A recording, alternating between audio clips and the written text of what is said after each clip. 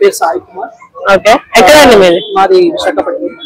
Okay, basic గా నాకు నా వరకు అయితే సీఎం ప్రెసిడెంట్ ఏం చేస్తున్నాడు అనేది మన ఆంధ్రప్రదేశ్ జనాలందరికీ బాగా తెలుసు. అయితే మన యూత్ ఆలోచించాలి, మనం ఎందుకు హైదరాబాద్ రావాలి, బెంగళూరు రావాలి, లేదంటే అదర్ సిటీస్ ఎందుకు వెళ్ళాలి? మనకంటూ సిటీ ఉంది కదా పని చేసుకోవడానికి. మన సిటీలో పని చేస్తామని మన సిటీకి ట్యాక్స్ కట్టచ్చు. సో మన స్టేట్ డెవలప్ అవుతుంది. కొంచెం ఆలోచించమని చెప్పాలి. నెక్స్ట్ ఎవరైనా వస్తే ఒకవేళ సేమ్ పార్టీ వచ్చిందంటే దాన్ని అందరం మళ్ళీ ఇక్కడికి వచ్చి చక్కగా పని చేసుకున్నాం. Okay, A party వస్తుందంటారు? TDP are Janasena?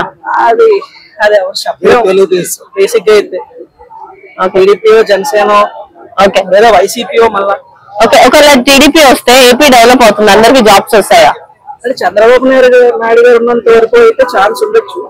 But ఆయన కూడా పరిస్థితి బాగాలేదు కదా ఇప్పుడు. సో మోస్ట్లీ ఆయన జైల్లోనే ఉంటారు. సో నెక్స్ట్ వచ్చే వాళ్ళను మనం డిపెండ్ అవ్వాలి. ఓకే, ఇంకోటి ఏంటంటే ఇప్పుడు పొత్తులో వస్తున్నారు కదా, ఎన్ని సీట్స్ వస్తాయంటారు టీడీపీకి? టీడీపీకి అంటే నాకు అంత పొలిటికల్ నాలెడ్జ్ లేదు. బేసిక్ గా నేను ఐటీ ఎంప్లాయ్ కాబట్టి సో నేను ఐటీ పీపుల్ కోసం ఎక్కువ మాట్లాడగలను. రోజా ఏమైనా డెవలప్ చేసిందా?